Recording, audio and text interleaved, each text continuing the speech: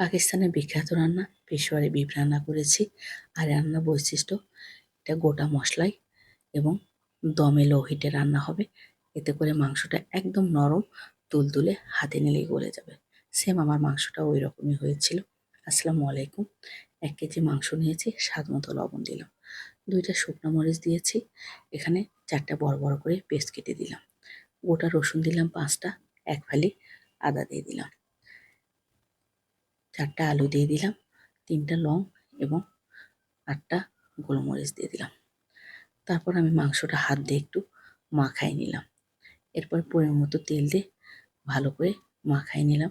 এখানে ঘিও অ্যাড করতে পারবেন। তারপর আমি এখানে হালকা গরম 1 কাপ দুধ দিয়ে দিলাম। এখানে আর কোনো প্রকার পানি অ্যাড করব না। তারপর আমি পাতিলের চারপাশে আটা দিয়ে আমি ঢাকনাটা দিয়ে দিলাম। এখন এটা দমে লো হিটে রান্না হবে। আমি টানা 40 মিনিট লো হিটে রান্না করে 10 মিনিট দমে রেখেছিলাম।